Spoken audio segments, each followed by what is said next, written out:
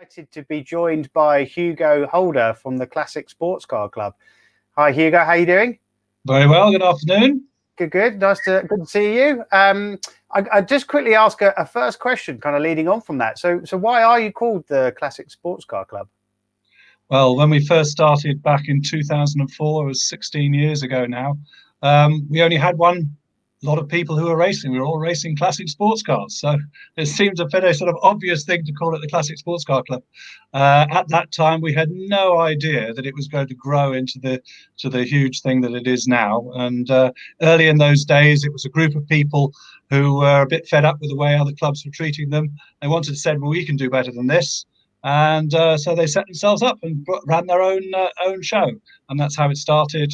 And that's why it's Classic Sports Car Club. Bit of a misnomer, as you probably know now. For those who don't, we run now cars for any age up from the 60s right up to the present day.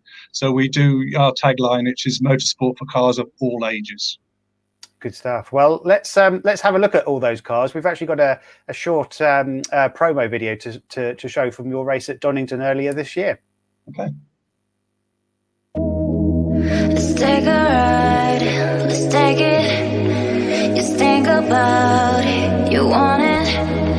Fall in love, you love it. You can control it. You make me feel something more stronger, something that I may never forget. I just want this to be longer, longer, yeah, longer. Where you are, where you are, where you go, where you go. I promise I will be there, I will be there.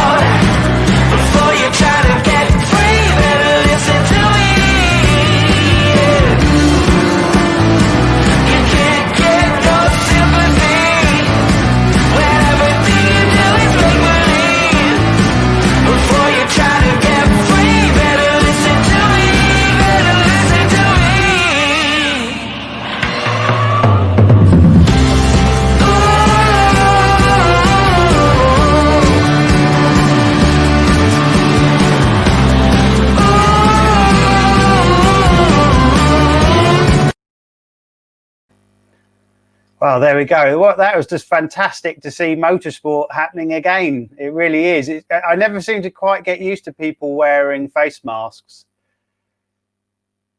It seems a bit strange, doesn't it, sometimes, Hugo?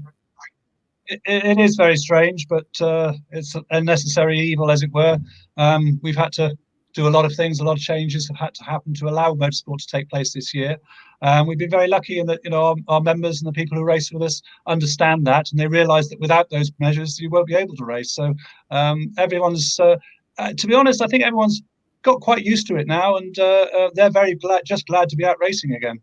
Well, this is it. Well, let's talk about some of those races. So do you run championships as well or not? No, we've always stayed away from championships. We've the sort of racing that we do, it's the longer races. People generally who come and race with us don't necessarily want to do an entire season. We're very lucky and we're able to get hold of some fantastic circuits throughout the country and abroad. And a lot of people just want to dip in and dip out. They may do 2 or 3 races a year. That's all that they can afford. And consequently, for a championship, you'd have to come to every round or to be able to do anything. As a series, it's just for class honours at the actual race that you come to, and it's a lot less stressful. It's a lot less. I wouldn't say less competitive, because that certainly does a disservice to a great deal of the people who race with us, who really are out there to win, and it is very competitive in some of our races series.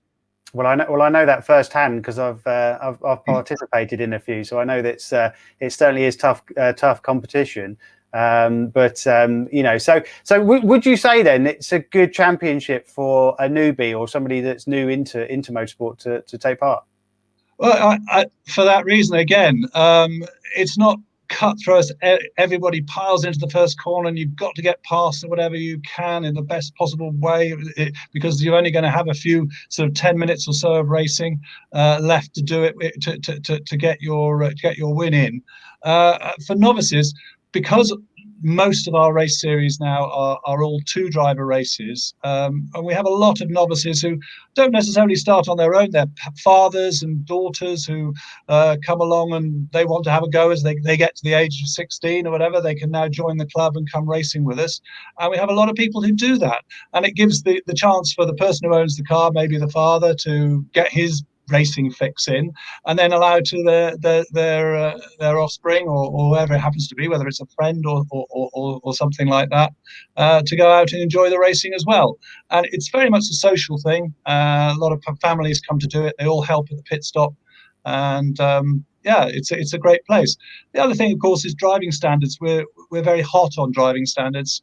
Some people go out in championships expect to have all 4 corners damaged and to be footing right damage at the end of each race meeting.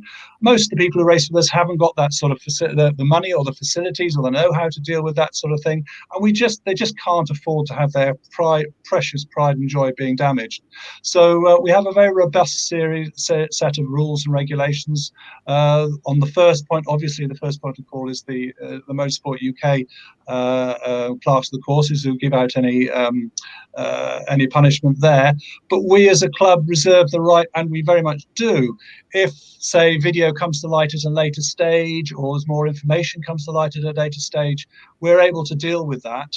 And we do, and we have a very switched on committee, nearly everyone of whom races, so they know what should and shouldn't be done, and consequently that makes it a very good and uncompetitive arena for those people who are starting out as novices to go out there and cut their teeth and learn the racecraft. Once they've done their ARDS test, of course, they're not a racing driver. They need to learn that racecraft, get the seat time in, and with the longer races and the swapping between 2 drivers, that gives them a great deal of seat time. So I'd say yes, as a novice, it's you could argue it's an ideal place to come along to learn.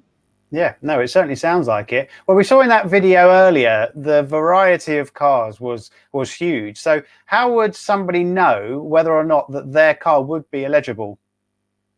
Well, we are pretty well, we have eligibility. We can accept pretty well any car now from the 1960s. So we will find a place for you. There's somewhere where it will go. It may be restricted on tires, it may be restricted on a bit of aero or something like that, but we can find somewhere for you. The only two types of cars that we don't cater for are single seaters and sports races.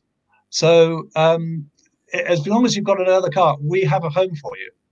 Great stuff. So if you've got the car that works, and we can obviously bring it along, how do the races work then? Are they long races, short races? How does that all work?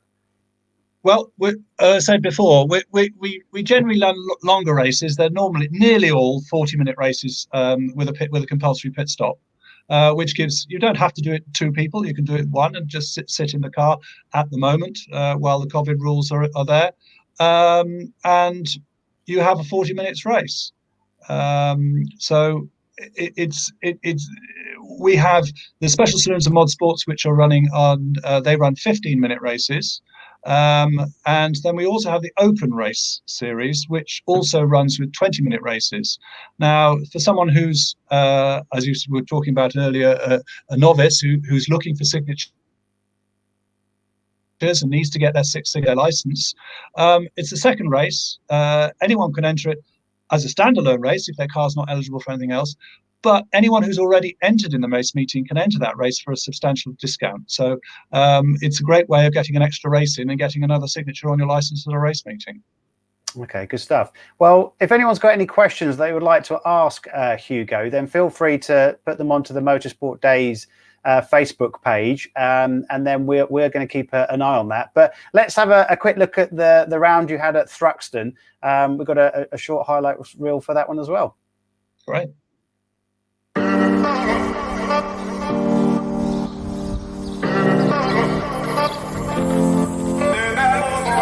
It's been way too long, I've been building walls around me. Keep my distance so you never know too much about me.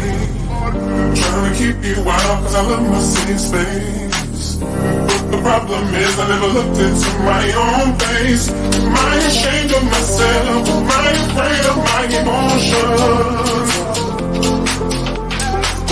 Am I ashamed of myself? Am I afraid of my emotions? We let it go, we hold it inside. It's hard to take the blame, I know it doesn't feel right. We let it go, we hold it inside. You're more than just your past, you're more than what you realize. We let it go, we hold it inside. It's hard to take the blame, I know it doesn't feel right. We let it go, we hold it inside. You're more than just your past, you're more than what you realize. Way too long, I've been building walls around me. Keep my distance so you never know too much about me. Trying to keep you out cause I love my safe space. The problem is I never looked into my own face. Am I ashamed of myself? Am I afraid of my emotions? Am I ashamed of myself? Am I afraid of my emotions?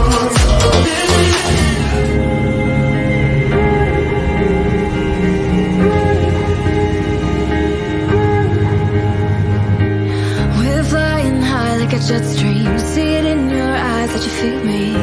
Never wanna come down to the ground. Setting sparks to fires when you're with me, and I realize what it all means when our hearts beat out to the beat.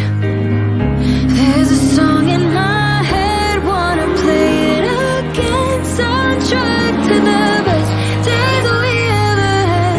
You're the one on my heart, erasing all my scars. Oh, I love you so bad. I am better than I've been whenever you're around. Oh, you're looking at me unconditionally.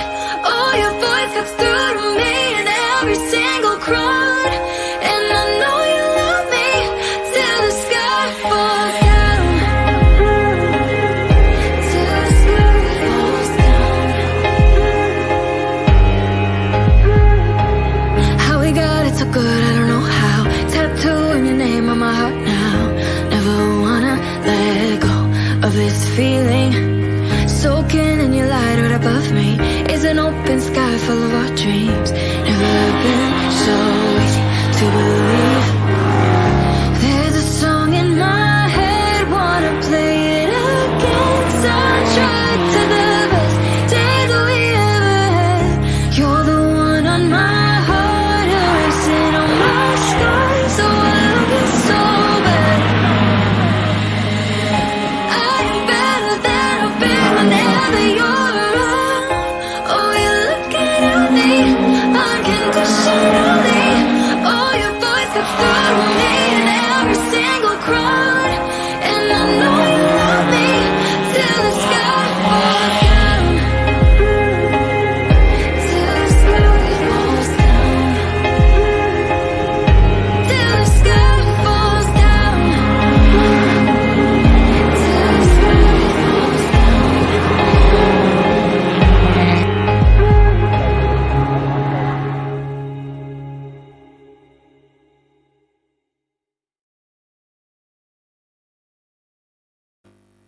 Again, some amazing machinery there, Hugo. But again, yeah, how as a club have you coped with the COVID restrictions imposed by it?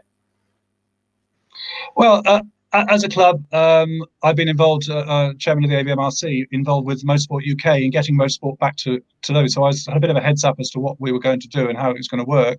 But we followed the guidelines that Motorsport UK gave to us and interpreted them as well as we could. We were at some of our race meetings were attended by people from Motorsport Day to make sure that we were doing that sort of thing with regards to different COVID risk assessments, to all the various things that we had to put in place with regards to stopping too many people being in a room at once, and closing off the race control, dealing with all the judicial by email or by phone. The first one we ran was at Thruxton. That was the first meeting that we'd run with the new COVID deals, and it was all a little bit new for everybody else. But by the time we got to the end of the season, everyone had pretty well settled down with it. We got used to the new way of doing things, and some of the things that we've done there are certainly something that we'll look to carry forward in the future because they just make life easier for a lot of people. Okay, and that's what we all want. But what about driving standards then? If you're looking at other side of things, you know, that's very key. You mentioned earlier about people not wanting, obviously, to damage their cars and everything else. So how do you kind of manage those? Well, again, it's one of those things that, you know, when there is a race, you have reports in from observers around the circuit. Certain circuits have CCTV available, others don't. Others rely on purely on people sending things over the radio. And once we receive any sort of information, it goes up in front of the clerks. They listen to take witnesses' information from them and come to a decision if they want to do anything. And as I've said before, we've got a strict policy of how we deal with people, sort of 3 strikes and you're out, as it were. If you're someone who comes to our attention, we do have what we call the black book, which is in fact a black hard disk drive. And on that, we keep all the videos of incidents, and we have literally a list of all the people that have done anything in the past, and we keep an eye on them. And through that, it doesn't take long. Word gets around. Unfortunately, last season we had to actually remove one of the people from our membership, who was just his driving was just totally unacceptable, and it doesn't take long for that to get out, and people realise that if they're going to behave like that and they're not going to be able to be driving in a manner consistent with a competent racing driver, they will be asked to leave. And consequently, it seems to have a very good effect on those people that race with us, and it also affects the people who come along. A lot of the people are fed up with being dealt, or not being in what they regard as safe environment, and have come over to us because of our standards. So it's something we guard very jealously. It's in our interests to make sure that it's done fairly. Yeah, excellent. And I guess carrying on from that, if you are, it looks like you're having a night race, as part of that, you want to make sure that the people you're on track with is great. But tell us about that then. That's quite new for this year. Well, it is new in the way that we're doing it later. It's just that, and the time of year. We've been doing light races for many years now. Actually, we've been doing them at Brands Hatch and at Donington. And I don't know if you're aware, but the curfew at Donington has got somewhat shorter. And at Brands Hatch, again, you are somewhat restricted in when you can run a night race up into, because you still have to comply with the regulations with regards to noise. However, Anglesey is a different matter, and we went there last year. We had an extremely successful meeting where we took all our drivers over 2 days. They got to choose both the coastal and the other circuits. They got 2 circuits that they could try and the Grand Prix circuit. And it went down a storm. We put food on and everything else. This time we thought, well, let's do something different. We always try to do something different for our members. We're going to do the same thing, and it's going to be later in September, but that's earlier than normal. And it doesn't really matter because we're able to go later on into the night. And Anglesey are doing extremely well. As you probably know, there are other racers that have done 24 hours there. And it's something that's an added bonus for people. It means we can run the normal day races, use that as qualifier, to give them a proper session where they can qualify or have their session to learn the circuit at night, and then the race, and then the following morning we can have another race for everybody. But it allows us to finish relatively soon, and for a lot of people, Anglesey is a long way to go in time to get home. So as I say, we've done night races before, but we've never done it like that, and it's something that we're very much looking forward to doing. If I may just point a few other things out that we've done. We've never been to Knock Hill before in all our life. In all the life of the club since 2004, we've never been, and we keep meaning to. And we thought now is the time to go, and again do a 2-day meeting there. And allow people, if they want to. We're now with COVID,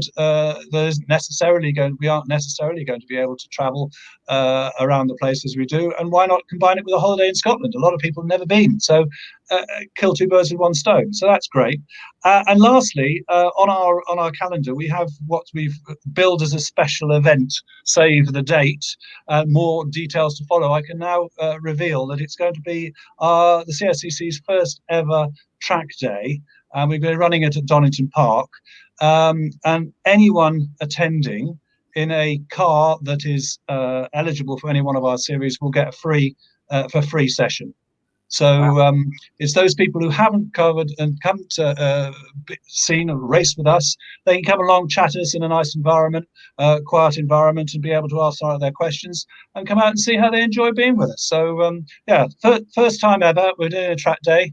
And we'll see how that goes. Obviously, it also gives chances that, if depending on spaces, of course, those drivers who have mechanics, family or friends, or if they've got a car, they've got a seat beside them, they can go out and scare themselves witness. Fantastic. And when was that? Did you say when that was? That's on February the 16th. February the 16th at Donington on the national circuit. Fantastic. Okay, well, we'll make sure we get that listed on motorsportdays.com as well as a track date on our listing. Okay, well, look, well, obviously, thank you very much for your time today, Hugo.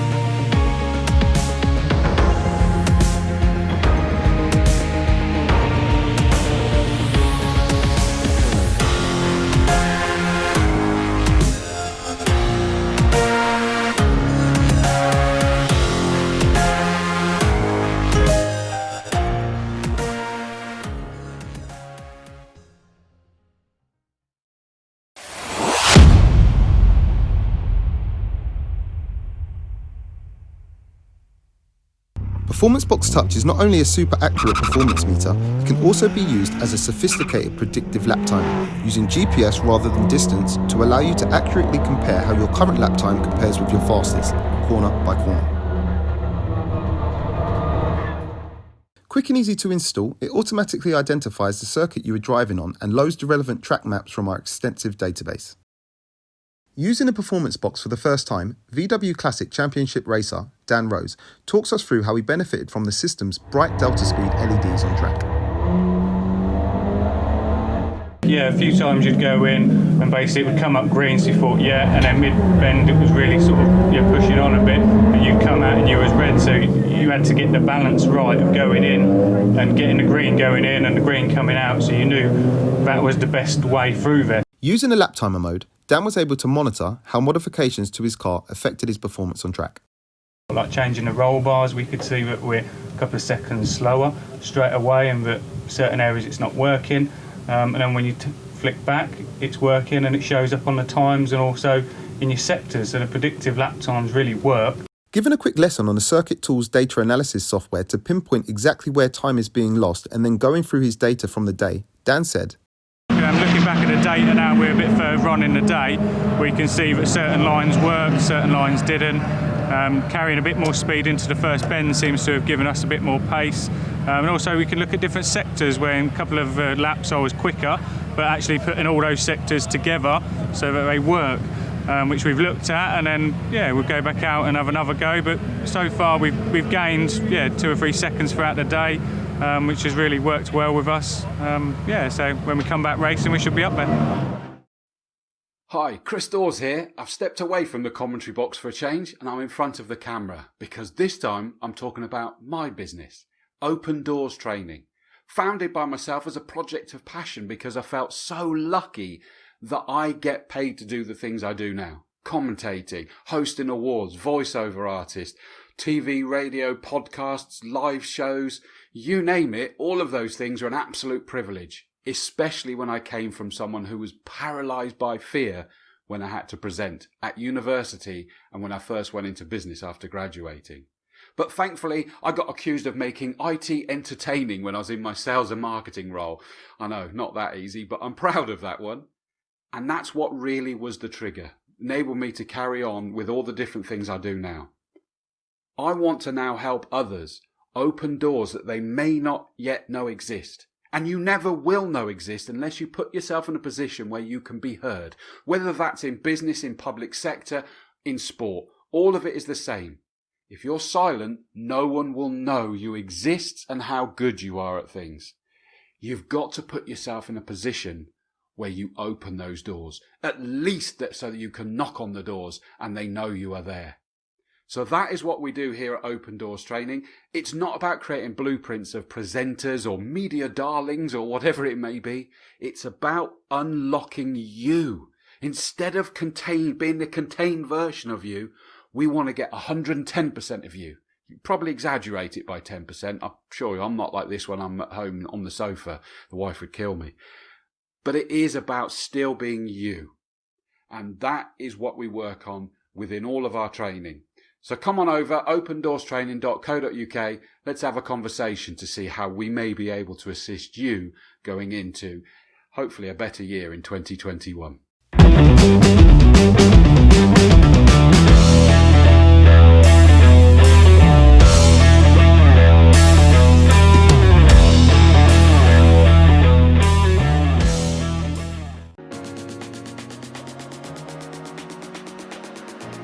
So my name's Tom Ingram. I'm competing in the British Touring Car Championship with Team Toyota GB. So the BTCC is one of the toughest championships around. There's so many quick drivers.